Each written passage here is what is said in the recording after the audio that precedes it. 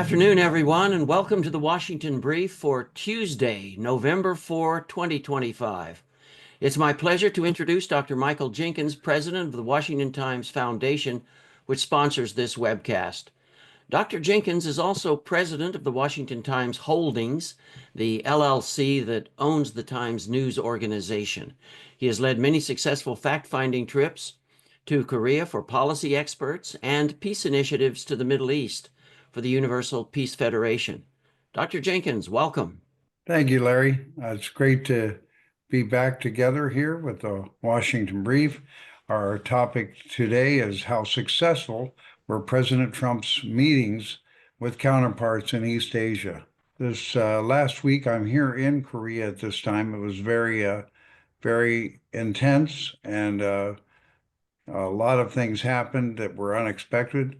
President Trump made a trade focus trip throughout Asia. He went to ASEAN and Malaysia, Japan, and came to Japan and met the new Prime Minister, Sanae Takaishi, which is a big step in a new direction for Japan. And then also came to South Korea for the talks with different leaders, including Xi Jin-Ping. And he also had a meeting with President Lee and other various meetings. We're very happy to be here to really look at this through the eyes of our experts. Our Ambassador Joseph DeTrani, as always, is our moderator. Joe is the former director of the National Counterproliferation Center and the former special envoy for the six-party talks with North Korea, and the former associate director of the National Intelligence. He's currently a senior advisor at Sandia National Laboratories. He's author of the North Korean Threat, Intelligence and Diplomacy, a personal memoir. We're very happy also to have as our regular panelist Dr. Alexandre Mansourov. Dr. Mansourov is an adjunct professor of security studies at the Edmund A. Walsh School of Foreign Service at Georgetown University. And he is also an adjunct professor of Korean Studies at the School of Advanced International Studies at Johns Hopkins. We're very honored to present today our guest panelist and keynote speaker, Lieutenant General Chip Gregson. He is a member of the Council of Foreign Relations and serves on the Board of Advisors of the Global Taiwan Institute. He's a former Assistant Secretary of Defense for Asia and Pacific Security Affairs, where he served as Director of Asia-Pacific Security Policy in the Office of the Secretary of Defense. He is an advisor to the Roosevelt Group, International Consultants, Senior Advisor to General Atomics Electromagnetic System Group, and Avocent Global Advisors. He serves as an executive advisor of Akira Corporation and Marubeni Corporation of Japan. He serves also as a board member of the Japan-America Society in Washington, D.C., the Okinawa Institute of Science and Technology Foundation, and Peace Wins America. Serves as the director of China and the Pacific at the Center for National Interests. Formerly, he was commanding general of the Marine Corps Forces Pacific and Marine Corps Forces Central Command, where he led and managed over 70,000 Marines and sailors in the Middle East. That mission covered Afghanistan, East Africa, Asia, and the United States. He also served as commanding general of the 3rd Marine Expeditionary Force in Japan, where he was awarded the Japanese Order of the Rising Sun, the Gold and Silver Star, the Korean Order of National Security Merit Gukseon Medal, and the Republic of China Order of Resplendent Banner with Yellow Sash for his active duty and service in Asia. Very happy, Ambassador DeTrani. This is going to be a great program. Thank you, Michael. Thank you for the introduction. No, we're very fortunate to have General Gregson with us today. And as Michael indicated, what a week it's been. I mean, President Donald Trump, I mean, this man has more energy than anyone I've ever seen before. I mean, his meetings in certainly Malaysia, brokering a peace agreement between Cambodia and Thailand, moving on to Japan to meet the new prime minister, meeting with Lee Jae-myung in South Korea, talking about a nuclear-powered submarine, the U.S. providing the technology for South Korea to have that capability, and then meeting with Xi Jinping to talk about fentanyl and rare earth minerals and China buying soybeans. And this is great diplomacy at the highest level. So I think today having General Gregson with us to unpack some of these issues is very fortunate for all of us. So over to you, General Gregson. Well, thank you, Dr. Jenkins. Thank you, Ambassador DeTrani. It's a pleasure to be here. And yes, it was rather breathless. I had the good fortune to be in Tokyo on a business trip during the same week that Donald Trump was there. And getting a hotel room was a challenge. I usually try to stay at the Okura or the Imperial Hotel, and my clients are generous, so those are quite nice hotels. The Okura was taken over as the location that President Trump and his entourage would fill. And talking to my friends at the Okura after he left, I was apologizing for not being able to get a room there, and they told me you made out better because we had to abuse our regular customers to entertain the presidential visit, but always in good spirits, always happy. His trip came at the time that some have called a time of intense diplomatic flexing, which is an interesting description. As usual for President Trump, it included a grab bag of topics, not all of which were on the agenda. Soybeans, nuclear submarines, computer chips, nuclear weapons tests, the Ukraine war, magnets in water, fentanyl, and major foreign investments in U.S. shipbuilding, and, quote, trillions of dollars returned to the U.S. The trip began in Southeast Asia. He inked deals with Malaysia, Thailand, Cambodia, Japan, and Korea. He also worked out reciprocal trade frameworks with Thailand and Vietnam. The trade agreements with Malaysia and Cambodia eliminated or significantly reduced tariffs on U.S. exports. The White House said that under these agreements, non-tariff barriers will be addressed and market access for U.S. products will be expanded. President Trump wrote in his Truth Social account that he was, quote, bringing back trillions of dollars to USA, a great trip dealing with very smart, talented, and wonderful leaders. Japan was a special stop. He arrived in Tokyo on Monday, meeting with Emperor Naruhito in the evening ahead of a bilateral summit the following day with new Prime Minister Sanae Takaichi that focused on trade, investment, and defense spending. Trump arrived at Tokyo's Haneda Airport a day after announcing a handful of deals with Southeast Asian nations. He was greeted on the tarmac by U.S. Ambassador to Japan, George Glass, and Japan's top government spokesman, Chief Cabinet Secretary Minoru Kihara. The U.S. president's arrival came as some 18,000 police officers were mobilized following a string of high-profile attacks at home and abroad targeting political figures. The prime minister, a protege of slain Prime Minister Shinzo Abe, was seeking to build a solid relationship with Trump as she looks to navigate increasing pressure from the U.S. on U.S. trade and defense issues. Speaking aboard Air Force One while en route to Tokyo on Monday, President Trump said he looked forward to meeting the prime minister. I hear phenomenal things, he said. She was a great ally and friend of Shinzo Abe, who was my friend.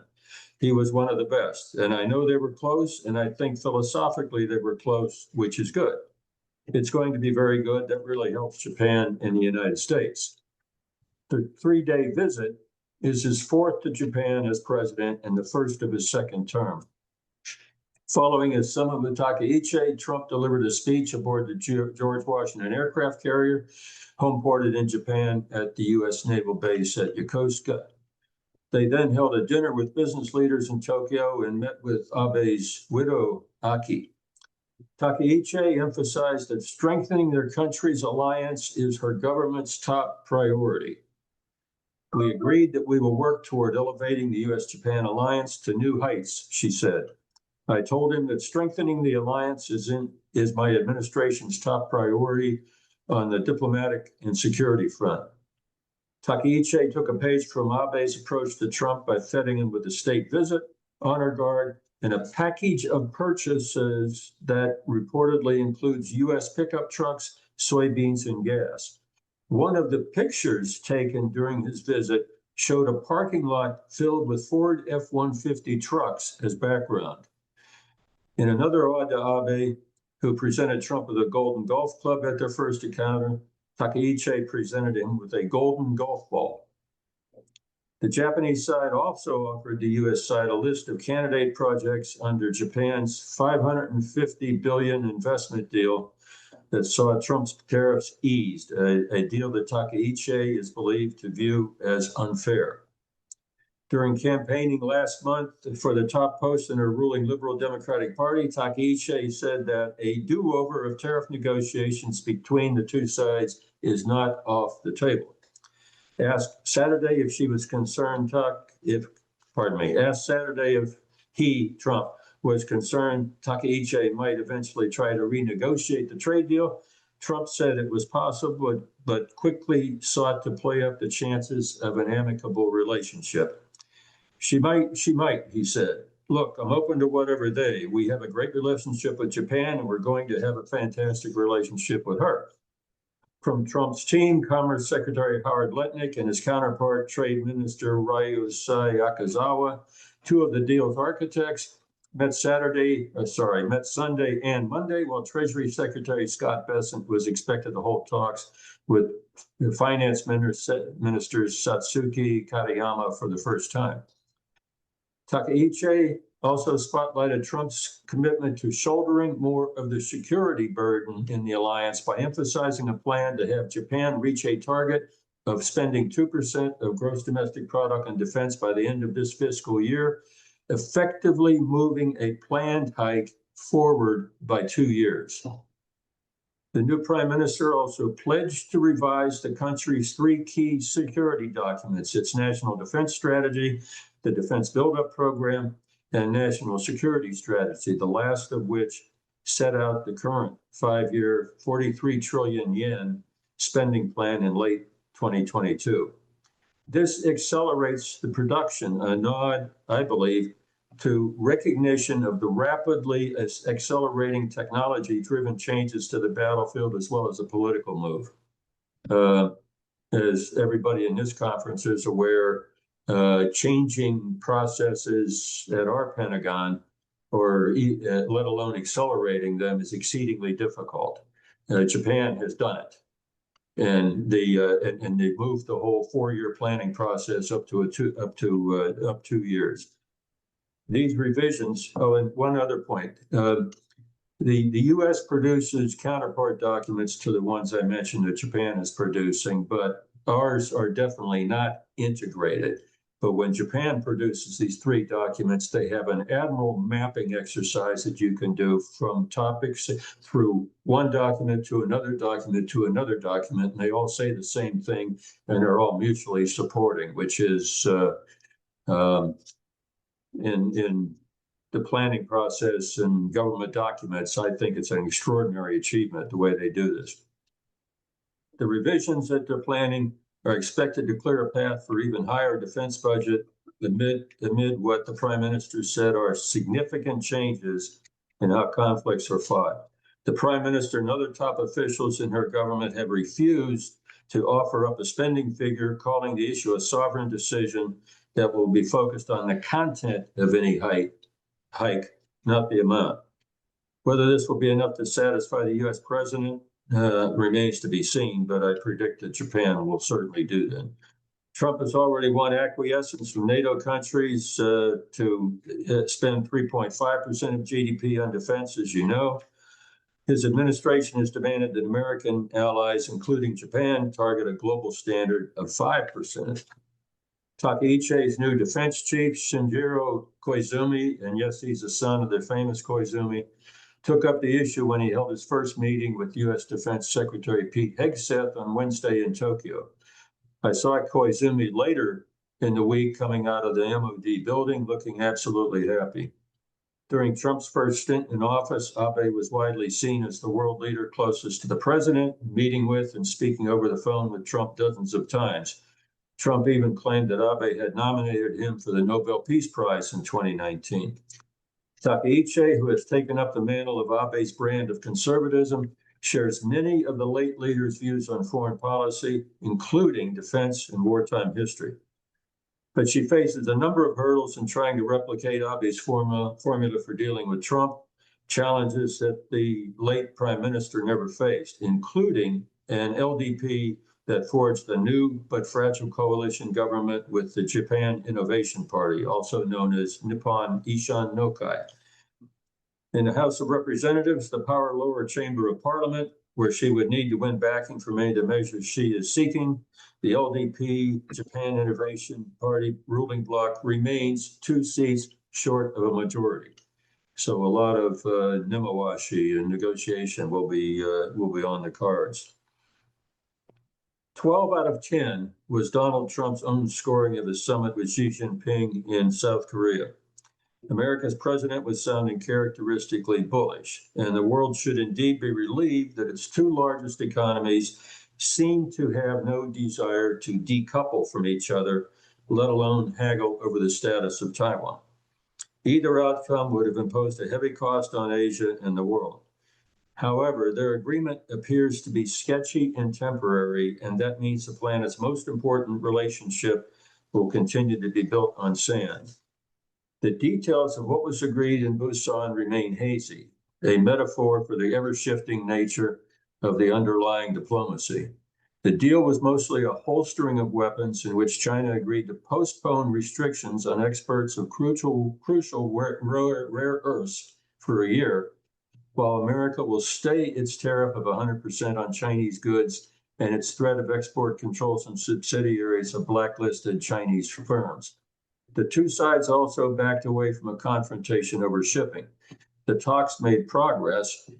China will once again start buying American soybeans. America will reward extra Chinese efforts to restrict chemical ingredients for fentanyl by having a 20% punitive tariff on all goods.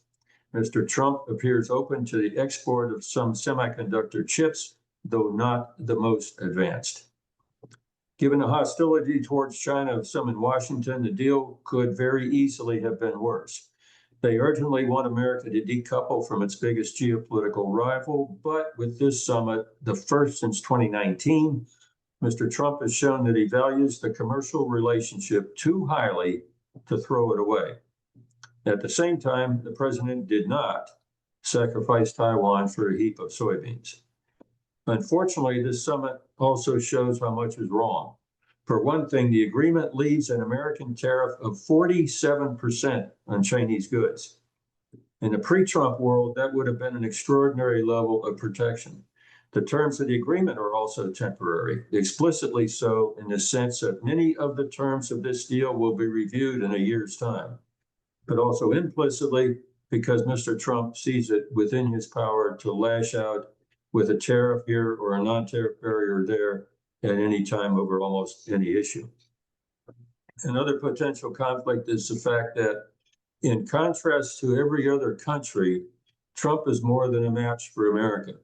The Busan summit came after Mr. Trump's royal procession through much of Asia, in which one leader after another showered him with praise and gifts, including a golden golf ball, as I mentioned, and one of Abe's golf clubs that he used. He also received a replica crown in Korea, and with pledges to invest billions of dollars in America in exchange for modest reprieve on tariffs. He also was asked about whether he would okay a nuclear submarine deal for Korea. Reliance on America for security and markets made retreat the only option. China is different. It can withstand American pressure. It is also retaliating in areas where America is vulnerable. Rare earths and soybeans are good examples. As it embraces the combative nature of the new trading system, Mr. Xi's project to make China more resilient has been vindicated. All this makes the Busan summit a pause rather than a conclusion. As China and America, consumed by mutual distrust, continue to tussle with each other, a row will surely break out sooner or later. The good news is that, for the first time at any rate, both sides believe they have more to gain from tolerance rather than confrontation. Thank you. Hey, Chip, I just can't say enough about that presentation. There's so much to unpack. What a week of diplomacy, trade, tariffs, negotiations. You mentioned Taiwan. Taiwan was not a subject that was fully discussed. Certainly, the South China Sea was not fully discussed, although the president did commit to traveling to China in April of 2026. So obviously, during that visit, those very sensitive issues most likely will be discussed. But fentanyl and soybeans and rare earth metals, how Xi Jinping was able to craft a strategy to address the tariff issue from the United States. So these are all such important issues. And you focus on Japan and the visit to Japan and the new Prime Minister, Sae Taiichi. This is just a great relationship. And I think that's the highlight, isn't it, General Gregson? The visit to Tokyo, the visit to South Korea, the nuclear-powered submarines that the U.S. provide the technology to South Korea for, re-enhancing that very close alliance with Japan, further to Prime Minister Abe. Wow, what a visit. So much to unpack, and fortunately we have Dr. Mansourov, who could start this discussion off. Over to you, Dr. Mansourov. Thank you, Ambassador, and thank you very much to General Gregson for his amazing presentation, very comprehensive, in-depth, covering all the important aspects of President Trump's tour of Asia, including even the Taiwan issue. As we know, there was a follow-up of Prime Minister of Japan's meeting with some senior officials from Taiwan who visited Kyonju. And of course, the Chinese Foreign Ministry expressed a strong protest after that meeting took place, kind of signaling that she was playing with fire. Because this was one of China's red lines. You know, she was touching on the core of the core issues for Chinese national security. Again, there are two other South China Sea, as Ambassador DeTrani mentioned, as well as the disputed islands. But Prime Minister Takaichi held a very good, positive summit meeting on the sidelines of the APEC events in South Korea with President Xi Jinping. But here we will talk about President Trump's agenda and what he successfully accomplished and what didn't happen.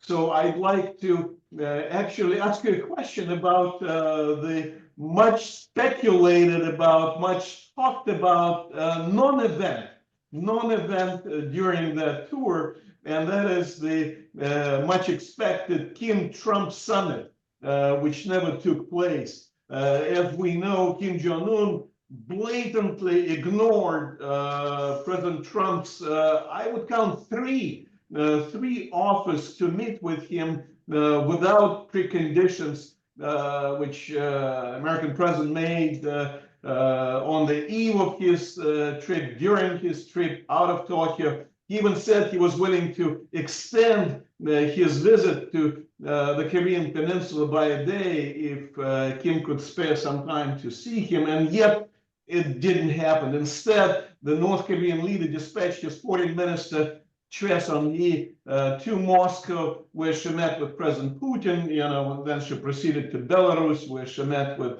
the last dictator of Europe, Alexander Lukashenko.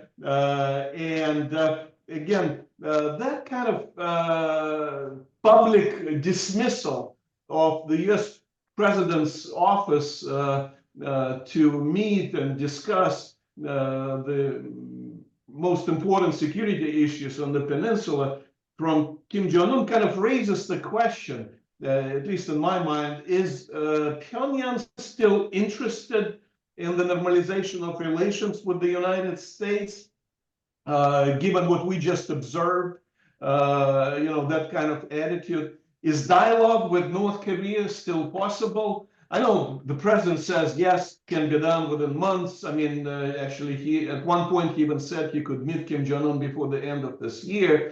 But clearly, this window of opportunity is closed for now. So, General, what do you think? I mean, is North Korea still interested in having normal relations with the United States? Under what conditions, towards what ends? Given what we just saw, the biggest non-event of the Asia tour of the president. Well, Ambassador DeTrani, of the members of this panel, knows far more about negotiating with North Korea than the rest of us put together, I think. But I have never been able to put myself inside the Kim Jong, Kim Jong, any of the Kims in their thinking process. And my experience in negotiations with the North Koreans is that as long as we were in a comfortable place like Geneva or New York City or something, they would take a 2-week dialogue and stretch it into a full 2 weeks. There was no, early retirement or early leaving planned, and generally the conclusions were non-productive. So I can only imagine that Kim was taking indications of what he should do from Jin-Ping and others and go forward. The other thing that was not mentioned in this, the other thing that didn't happen was any talk with China about their support for Russia and Ukraine. So this was a series of meetings among all. I think that there was a predestination to have a success here and not allow any unsolvable issues to interfere. President Trump does seem to have a fascination with Pyongyang. If there's a opportunity later, I would imagine something might be set up separately, but it might not be a bad idea that stays separate from the series of summits that were just concluded. Okay. If you don't mind, may I follow up? No, go ahead. Go ahead, Alexander. Go ahead. Okay. And the other question related to it I have is about the future of denuclearization on the Korean Peninsula. We know that the United States reportedly agreed to allow the Republic of Korea to enrich uranium above 20%, as well as to reprocess the plutonium under still not signed yet, but very close to conclusion, the 123 agreement, which clearly would enable Seoul to build up its own stockpile of fissile material. Now, in addition to that, of course, Ambassador DeTrani mentioned that the United States agreed to build a nuclear submarine for the Republic of Korea, basically transferring that critical technology, nuclear technology, to the Republic of Korea. Of course, we heard all these statements about the United States basically deciding to resume the nuclear testing in response to what they perceive the other countries may or may not be doing in this area. Now, we know that Russia took off the table the issue of denuclearization of North Korea as far as their government position is concerned. So they're no longer demanding North Korea to denuclearize. Now, China, interestingly enough, in President Xi Jinping's talks with President Li Jae-myung, the Chinese side basically never mentioned denuclearization. There are conflicting reports. The South Korean reports indicate that President Lee raised that question. The Chinese official reports on that summit indicate that, this issue was not discussed. They never mentioned it. But clearly there's signaling in the official kind of communications that they're not going to pressure North Korea on the issue of denuclearization.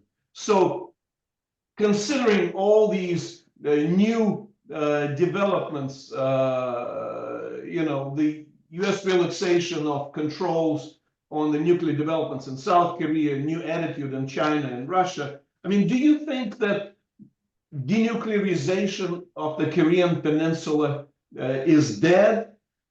I mean, what does it mean if it's dead indeed? What does it mean for the global non-proliferation regime?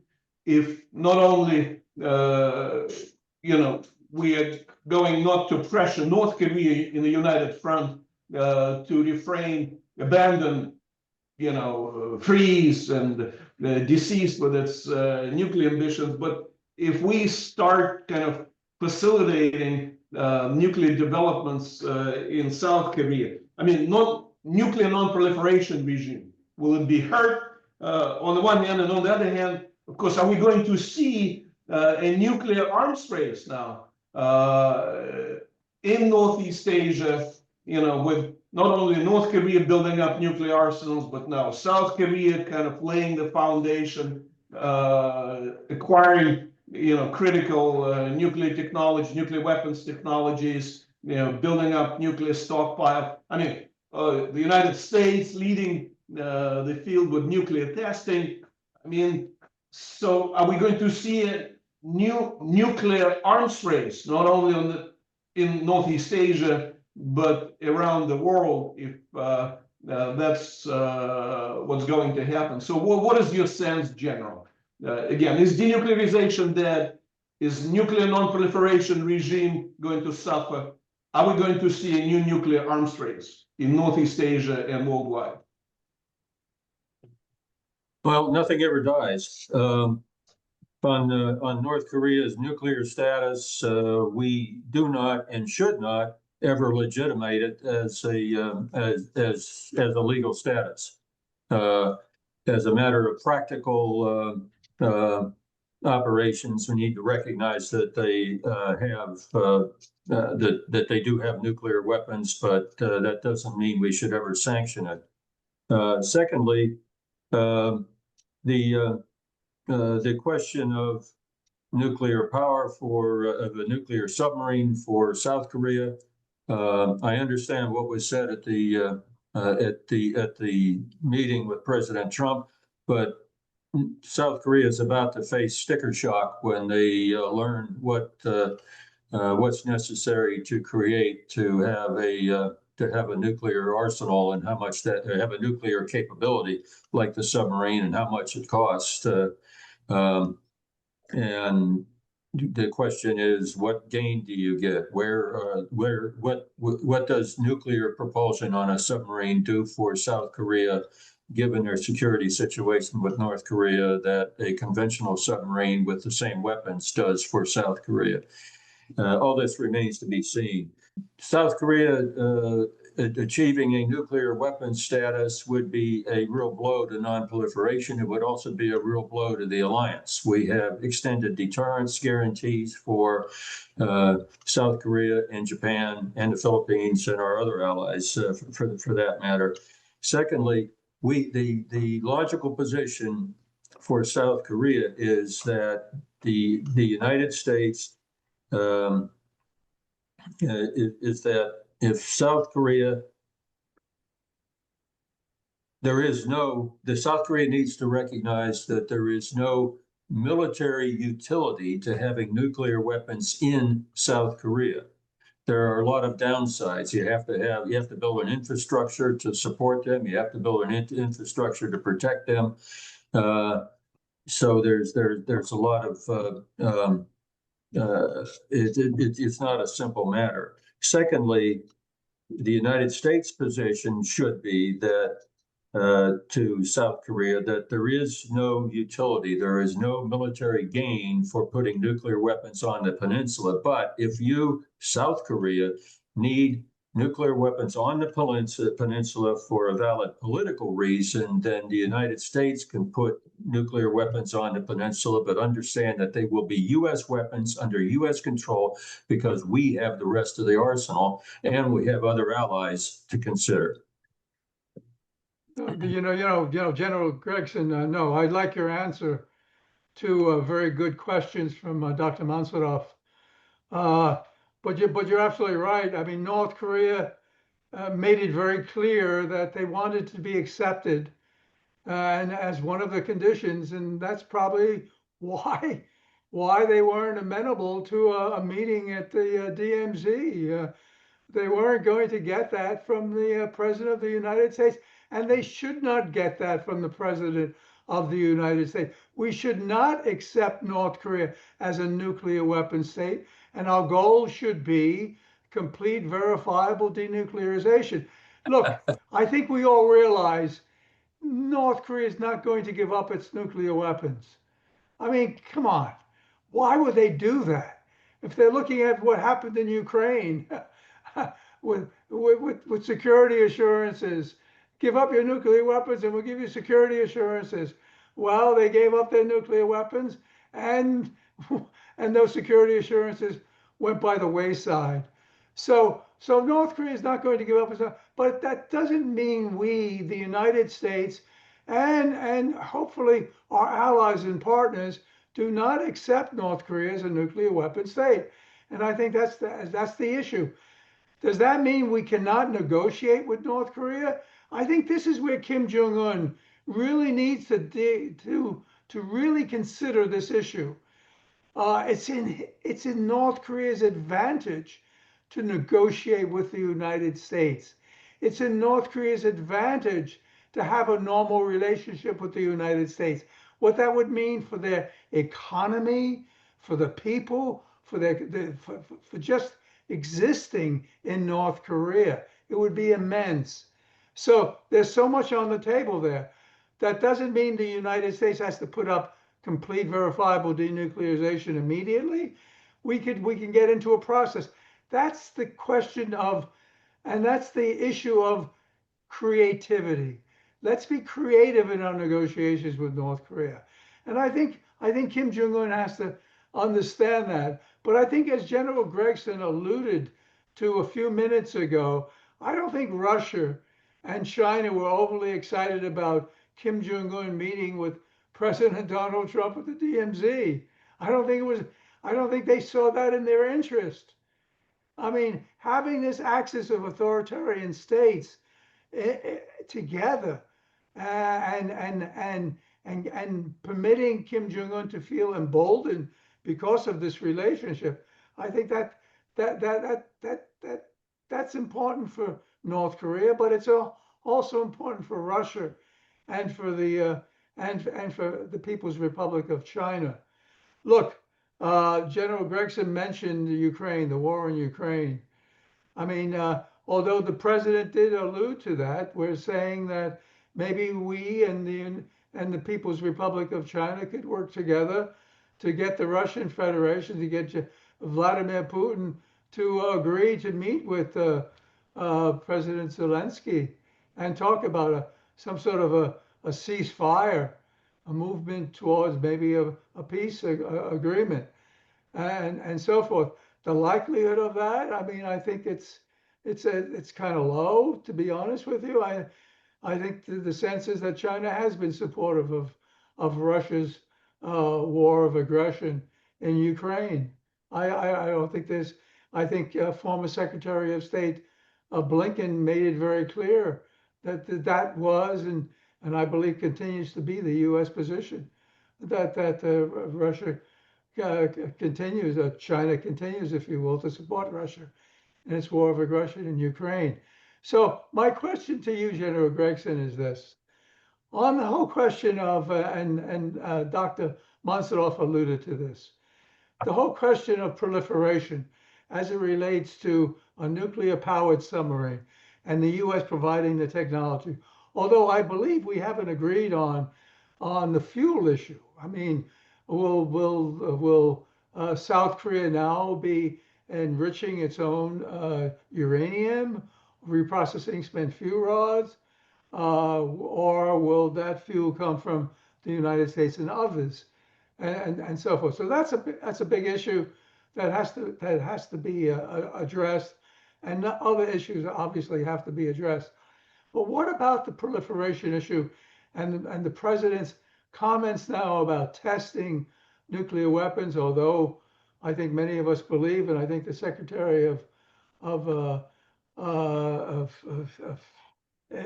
Energy made it very clear over the weekend that we're not talking about critical tests. We're talking about simulated tests, things that we've been doing to ensure that our stockpile is very safe, is very potent, and is being managed in a very smart way. But does this open the gates now to other countries to say, as Dr. Mansourov alluded to, other countries to say, well, if South Korea can have nuclear-powered submarines, and we're looking at AUKUS, and the same thing for Australia, why can't we be reprocessing spent fuel rods, enriching uranium, and so forth? What does that mean? And the Arms Control Association has come out very strongly over the weekend saying this is not in our interest to see this element of proliferation or the potential for proliferation. What are your views on the whole question of nuclear proliferation, General Gregson? Well, I'm glad you mentioned AUKUS. We're going to be providing the technology, et cetera, to Australia to be able to build, to possess nuclear submarines. And this is decidedly in our favor because conventional submarines were fine if you're defending the coast of Australia, but if Australia wants to make a contribution to contingencies and to deterrence that's further from their shores, then they need the range of nuclear submarines to get there. We in Great Britain have certified this as a valid reason now, so AUKUS is going forward. Mm-hmm. If South Korea decides that they want to expend the national resources to achieve a nuclear submarine capability, they will be able to do it, and we should help with it to make sure that the proper precautions, security, and everything are taken. But this also creates an alliance problem for us because which of our other allies want nuclear submarines? Japan would be about a day behind South Korea in developing the technology for a nuclear submarine if South Korea wants to have a nuclear submarine. So this is one of those wonderful issues to occupy faculty lounges around the universities for a long time, and we'll go forward. Well, I wanted to touch on something else that was mentioned about working with North Korea. Many practitioners of policy scoff at soft power and diminish it. But I submit that with the developments in North Korea, where they actually have an underground capitalist economy going on, indicate that even for the loyal North Koreans, they need to have commerce, they need to have enough food to eat, and all these other things. If we were to have a concerted policy in the information that we provide into North Korea, both overt and covert, and the efforts that we provide that would strengthen the underground economy in North Korea, we start to put Kim Jong-un in a bind. He's got to either liberalize or lose the loyalty. This is a great oversimplification, but the only other choice we have is to continue to wring our hands and worry about North Korea and say, "Oh, this is terrible." It's all these things. We need to be able to find a way to push back, and there are ways to push back clandestinely, and we need to pursue those. And by the way, North Korea, as you well know, North Korea has a worldwide network of citizens, and both officially posted overseas and unofficially overseas as laborers and everything, sending remittances, information, and everything else back to the mothership in Pyongyang. This is in addition to being a sovereign country with odious habits and policies, this is a global criminal network, and there's ways to dry this up. As you well know, we had the episode where the UN put sanctions on North Korea and directed all the other members of the UN to send their resident North Korean laborers back home within 2 years. Shortly after that, Kim's brother was assassinated with VX, the world's worst nerve gas, in Kuala Lumpur. That was sending a message to the rest of the region: do not mess with our people. The VX attack was sophisticated in the extreme. It's a vicious gas, and the only person that got hurt was Kim Jong, I think his name was now. The two people that attacked him were not hurt. So there's a sophistication here that's frightening. We need to recognize what we're dealing with here. It's not just a hermit kingdom. It's a hermit kingdom. It's a kingdom with tentacles all into all the nation's capitals and all their business centers, and they bring things home. Well, what outstanding comments, General Gregson. You spoke about North Korea as a criminal state. I mean, their business with illicit activities, counterfeiting, whether it's cigarettes, pharmaceuticals, you go down the list, what they're doing on cyber.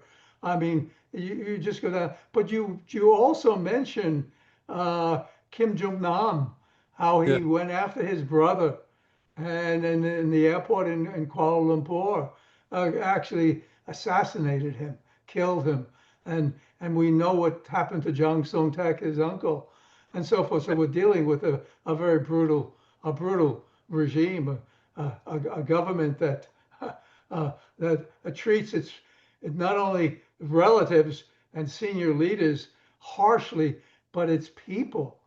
And this is such an important issue. Do you see change? I mean, I want to go to Alexander, but we always talked about normalizing a relationship with the United States, and that would maybe be conducive to changing North Korea's approach, being more concerned about its citizens, and looking to work, and not only on nuclear issues and military issues, but also issues related to the well-being of its people. Do you see that? Do you see a trend moving in that direction if North Korea normalizes or moves towards a normal relationship with the United States? If we could engineer something that is of a benefit to the ruling elite in North Korea of normalization, then normalization carefully done would get us more leverage, more penetration into North Korea, more chance to work on things that affect the people in North Korea, and through the people in North Korea finally affect something with the dictatorship. But this is there's a series of gigantic ifs all through this. If there was a chance to normalize relations and be able to get an embassy in the North Korea with the usual staff that an embassy brings and all those things, absent any compelling objections, I would think that the United States ought to go ahead and do that and see where we go. We've proven that isolation of North Korea is of limited effect. For one thing, they developed nuclear weapons. They had to invite Dr. Hig Stecker, if I'm remembering correctly, to North Korea to show him that they had centrifuges running that we didn't know they had running. So this is the land of ever increasing surprises in the security area and things. This is a terrifically wicked problem, and I don't pretend to have solutions. I just have suspicions about this. Thank you, General Gregson. Please, Dr. Mansourov. Thank you, Ambassador. And I'd like to make 2 points, one about signaling and the other about kind of morality. On the signaling issue, when the Secretary of War visits the DMZ with his South Korean counterpart to send a message of peace, I'm not sure that's the way the North Koreans see it.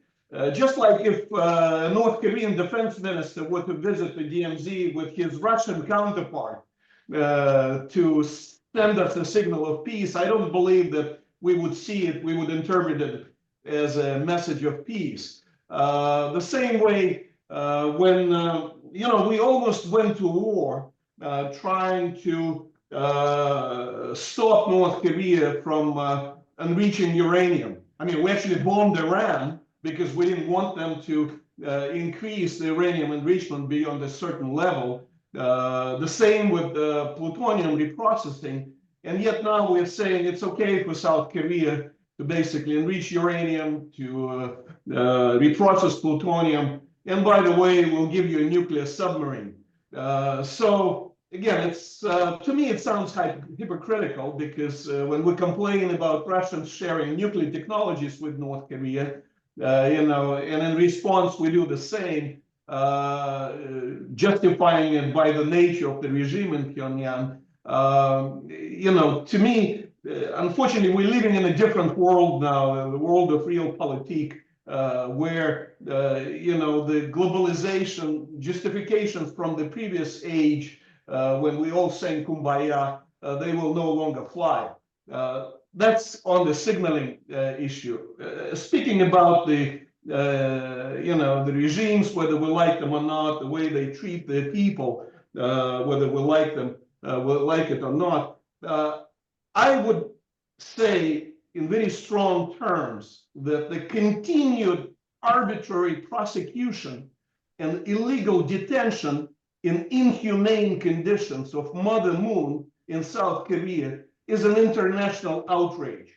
She is one of the greatest religious leaders of Korea of all times, and yet she is being prosecuted by the man who, by the way, gifted a golden crown to another man so that he could get better terms of an investment deal for what we now learn South Korean private companies. Yes, here in the United States. Of course, in return, he was called one of the greatest presidents of South Korea, which is, I don't know where that's coming from. But to me, it's a shame. It's a shame that the United States government could demand an immediate release of some political prisoners in Belarus, who happen to be KGB agents, provocateurs working for the government, and yet we want them to be immediately released. We would demand the immediate release of some, North Korean criminals, and yet our government would not say a word in defense of Mother Moon, who is being prosecuted, is being kept in jail, treated harshly. This is an 86-year-old grandmother who is being treated harshly in inhumane conditions for political reasons, again, by someone who is called as the greatest president of South Korea, which is ridiculous in my opinion. So General Gregson, any comments on what Dr. Mansourov just mentioned? I generally agree on on the imprisonment of Mother Moon issue, but it's clear that the different leaders of the different countries involved in this trip were determined to have that Washington goal, the good meeting. And we did have good meetings, and unpleasant topics weren't brought up. On the giving of a nuclear submarine to the ROK, I'd like to see an awful lot of details to this.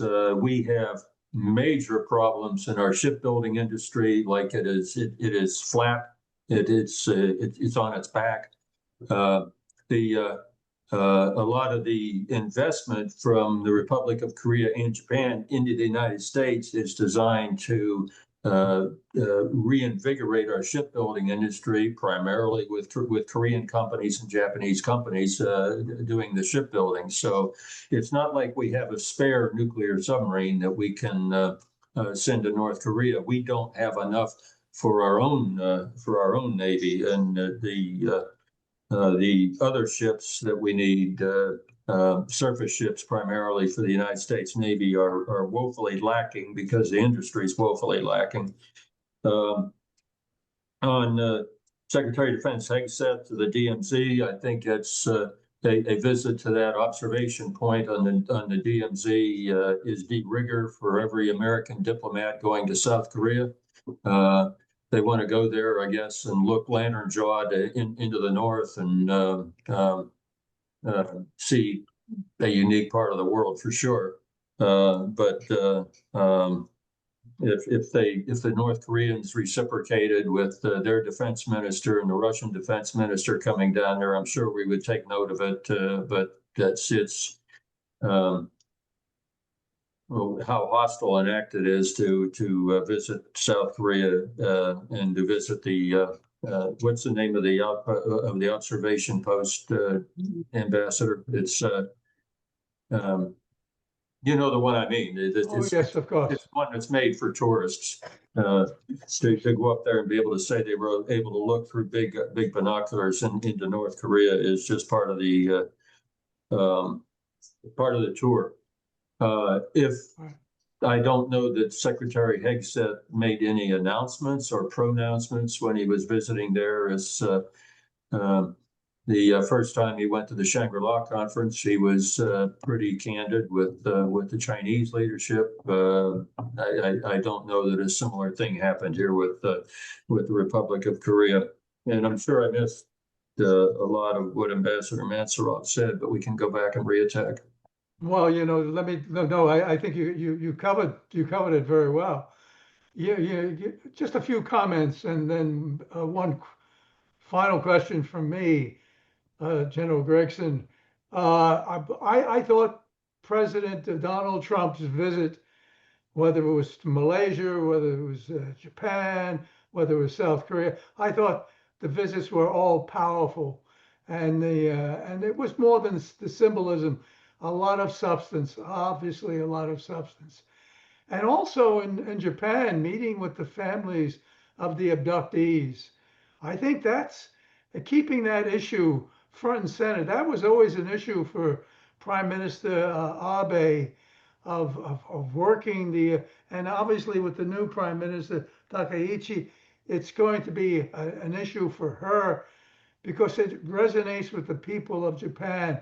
The abductee issue, to imagine that North Korea went into these countries and just took out these citizens, abducted these citizens, and so forth. So that I think I thought that was very, very well done, and that shows a lot of compassion and a lot of interest. So we will continue to work with Japan on that issue.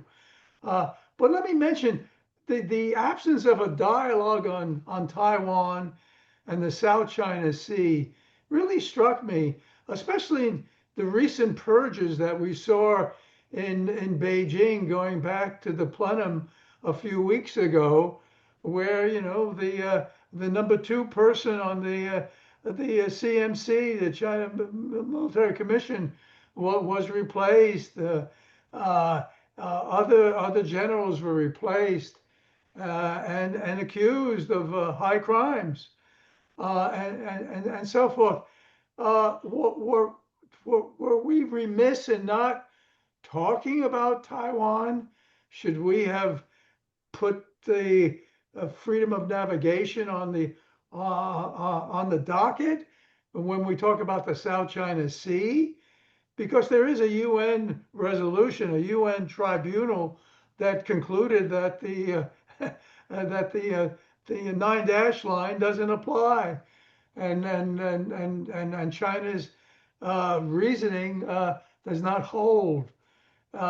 So did we miss an opportunity of messaging our concern about what's happening in Taiwan with the attempted intimidation of the people of Taiwan, and what's happening certainly with the Philippines, but indeed with the whole of the South China Sea?